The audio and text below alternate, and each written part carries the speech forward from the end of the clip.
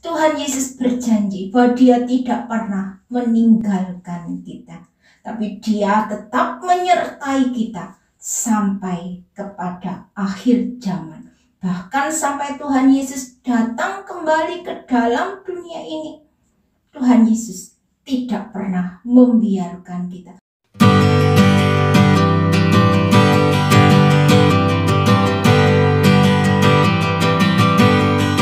Pada Allah ada keselamatanku dan kemuliaanku. Gunung batu kekuatanku, tempat perlindunganku, percayalah kepadanya setiap waktu. Haleluya, haleluya, kami percaya kepadamu Tuhan. Haleluya. Ini doa kami Tuhan. Ini permohonan kami kepadamu Bapa, bahwa Engkaulah pertolongan kami satu-satunya. Bahwa dekat Allah saja aku tenang, hanya kepadamu Tuhan. Oh haleluya, kami berserah. Hanya kepadamu Tuhan kami berlindung. Ini doa kami. Sebentar Tuhan, kami akan membaca merenungkan firman-Mu. Kiranya kasih-Mu memampukan kami untuk kami boleh mengerti firman-Mu. Dan beri kami kemampuan-Mu Tuhan, untuk kami boleh melakukannya di dalam kehidupan kami, supaya kami jangan berdosa kepadamu. Di dalam nama Tuhan Yesus Kristus, kami sudah berdoa dan mengucap syukur. Haleluya. Amin. Salam. Salam sejahtera di dalam nama Tuhan Yesus Kristus. Bapak Ibu saudaraku sekalian, saat ini kita memperingati hari Pentakosta, yaitu hari pencurahan Roh Kudus. Dan saya mengucapkan selamat memperingati hari Pentakosta kepada Bapak Ibu saudaraku sekalian. Saya mengundang Bapak Ibu saudaraku sekalian untuk dapat bergabung dalam komunitas di saluran ini. Nah, apabila Bapak Ibu saudara sekalian diberkati melalui pelayanan Damaskus ini, mari bergabung bersama kami di dalam komunitas ini untuk kita bersama-sama mengalami kasih, kuasa dan kemurahan Tuhan yang luar biasa dan dahsyat itu di dalam kehidupan kita. Amin. Alkitab menuliskan bahwa pencurahan Roh Kudus untuk pertama kalinya terjadi dan tergenapi di dalam diri para rasul yang pada waktu itu senantiasa berkumpul di loteng Yerusalem. Para rasul ini menantikan janji Bapa, dan janji itu tergenapi di dalam kehidupan mereka. Dan para rasul semuanya berbicara dalam bahasa-bahasa yang baru, sehingga orang-orang Yahudi yang saleh yang pada waktu itu berkumpul di Yerusalem, ketika mereka melihat dan mendengar rasul-rasul itu berkata-kata dalam bahasa mereka sendiri, mereka tercengang-cengang dan heran sambil berkata, apakah artinya ini? Tetapi orang lain menyindir, mereka sedang mabuk oleh anggur manis. Kemudian Petrus tampil ke depan dan berkhotbah kepada mereka semua.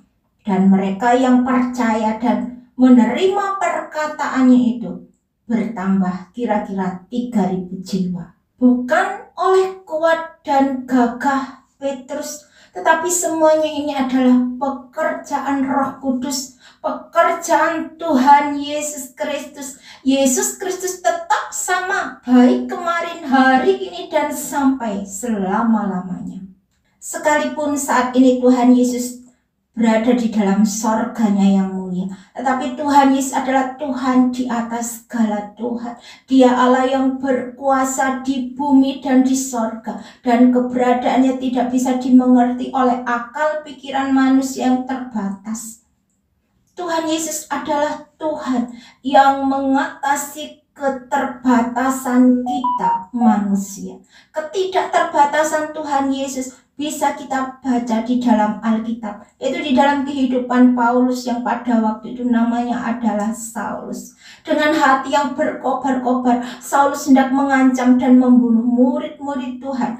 Dan dengan kekuasaan penuh dari imam besar, Saulus pergi ke Damsyik.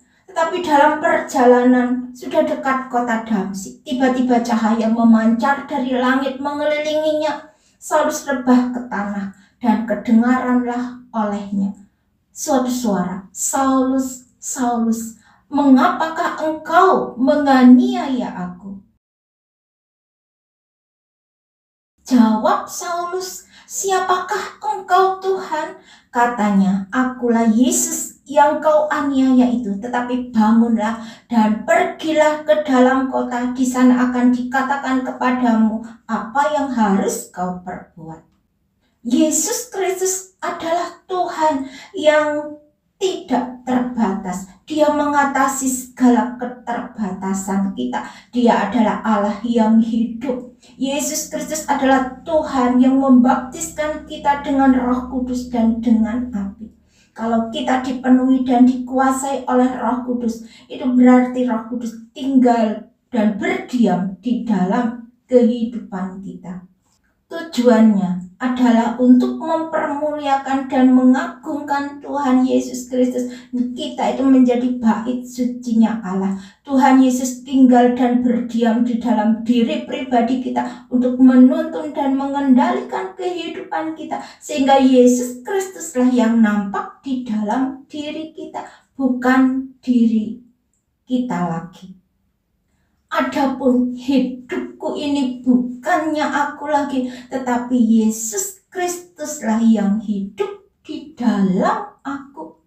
Yesus Kristus tinggal dan berdiam di dalam diri pribadi kita. Sehingga Yesus Kristuslah yang nampak dan bukan diri kita sendiri. Yesus Kristus harus semakin bertambah-tambah dan kita semakin berkurang. Itulah sebabnya siapa yang mengusik biji mata Allah, dia mengusik Tuhan Yesus Kristus sendiri. Siapa yang tidak senang memiliki Allah seperti Tuhan Yesus, dia Allah yang hidup, dia Allah yang berkuasa, dia Allah yang sangat mengasihi kita. Bahkan dia berjanji dia tidak pernah meninggalkan kita sendirian. Yesus Kristuslah yang menjadi pembela kita di sorga. Setiap hari iblis itu mendakwa kita siang dan malam. Tapi Tuhan Yesus yang membela kita. Tuhan Yesus berjanji bahwa dia tidak pernah meninggalkan kita. Tapi dia tetap menyertai kita sampai kepada akhir zaman. Bahkan sampai Tuhan Yesus datang kembali ke dalam dunia ini. Tuhan Yesus tidak pernah membiarkan kita. Ketika Tuhan Yesus datang kembali ke dalam dunia ini untuk menjemput kita orang-orangnya yang tetap setia dan percaya kepadanya. Yaitu ketika dunia sedang berada di dalam ketakutan, kekhawatiran. Tapi bagi kita yang tetap setia dan percaya kepadanya, bahkan menanti-nantikan kedatangannya dan mempercepat hari Tuhan, pada waktu itu kita akan berjingkrak-jingkrak seperti lembu lepas kandang. Itulah yang Allah persiapkan bagi kita, hari kesukaan bagi kita yang tetap setia mempercayai Tuhan di dalam kehidupannya. Kalau Tuhan mempercayai kita, yaitu dengan kuasa dan mujizat terjadi di dalam kehidupan kita, jangan kita mengambil kemuliaan itu untuk diri kita sendiri, tapi kembalikan segala kemuliaan, kepujian hanya untuk nama Tuhan. Karena Allah memberikan hormat kepada mereka semua yang melayani Tuhan. Ini adalah janji Tuhan Yesus, perkataan Tuhan Yesus di dalam kehidupan kita. Di dalam Yohanes 12 ayat yang ke-26. Barang siapa melayani aku, ia akan dihormati Bapa. Segala kesusahan, penderitaan yang manusia alami bukanlah berasal dari Allah. Karena Allah menciptakan manusia bukan untuk mengalami kematian, bukan untuk mengalami penderitaan, melainkan untuk mengalami hidup yang kekal, tidak bisa mati, tidak bisa menjadi tua, tetapi untuk menerima kemuliaan yang kekal di dalam kerajaan sorga bersama-sama dengan Allah.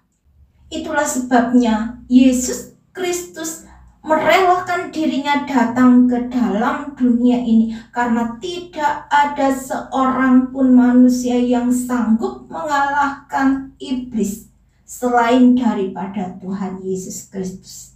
Tuhan Yesus merelakan dirinya datang ke dalam dunia ini untuk memulihkan keadaan kita, untuk menjadikan kita sebagai manusia-manusia yang baru di dalam Tuhan Yesus Kristus. Sehingga setiap orang yang percaya kepada Yesus Kristus bahwa Dia adalah Tuhan dan Juru Selamat, maka dia akan diselamatkan. Sebab sesungguhnya bukan malaikat-malaikat yang Ia kasihani, tetapi keturunan Abraham yang Ia kasihani. Orang berdosa itu seumpama si bungsu yang telah menghabiskan harta warisan yang telah dimintanya dari ayahnya. Dan setelah warisannya habis dan menjadi melarat, ia ingin pulang kembali kepada ayahnya.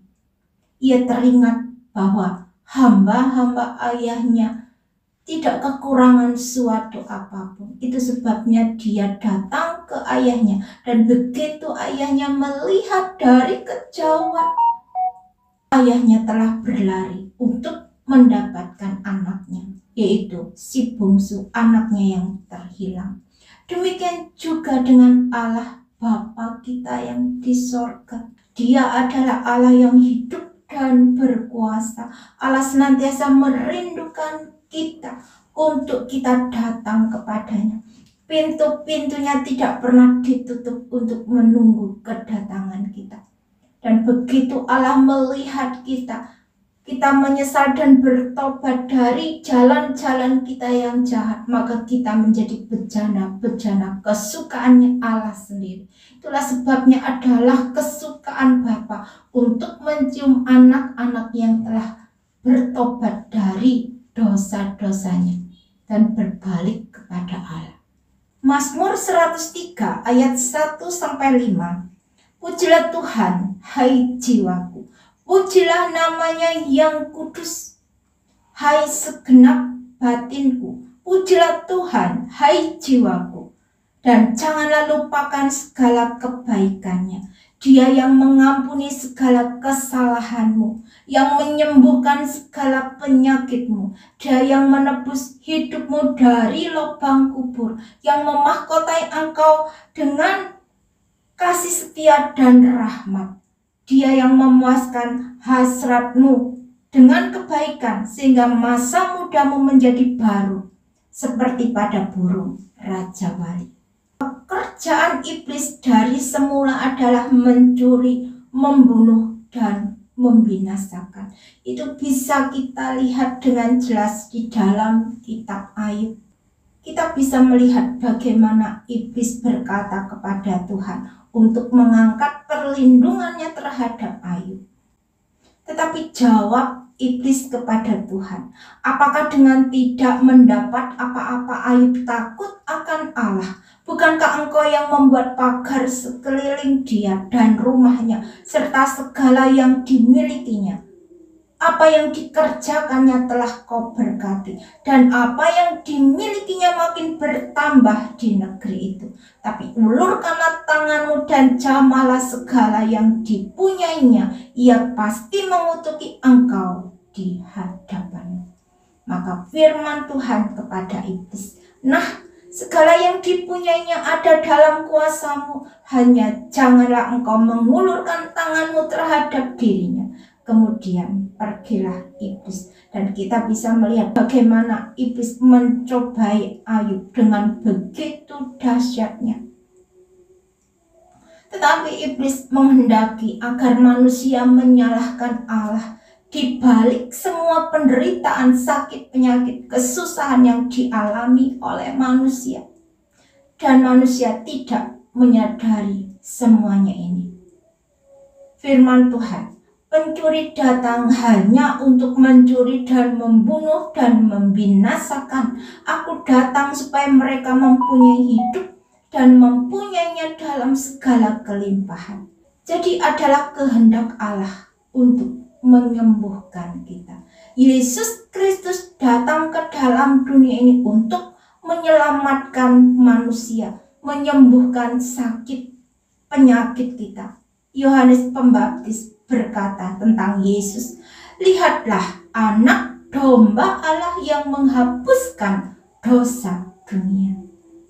Yesus Kristus datang ke dalam dunia ini dan menjadikan segala sesuatunya menjadi baik.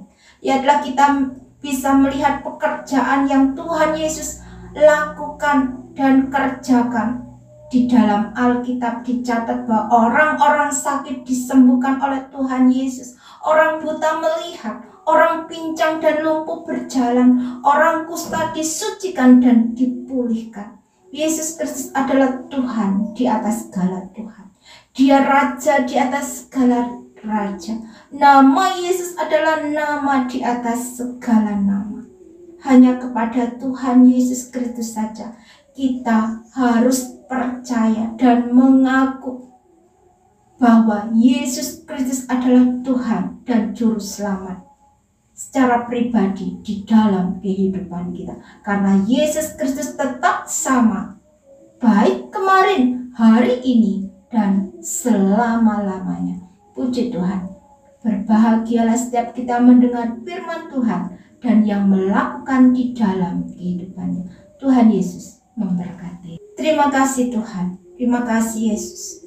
Kalau kami sudah membaca merenungkan firman-Mu, kiranya kasih-Mu menaungi kami, untuk kami lebih hari lebih mengenal Engkau Yesus Kristus Tuhan dan Juru Selamat di dalam kehidupan kami. Baik Engkau semakin menguasai kami, kehendak-Mu nyata di dalam kehidupan kami. Kami menyerahkan segala doa dan permohonan kami hanya di dalam nama Tuhan Yesus Kristus yang menjadi Tuhan dan Juru Selamat kami. Kami sudah berdoa dan mengucap syukur. Haleluya. Amin.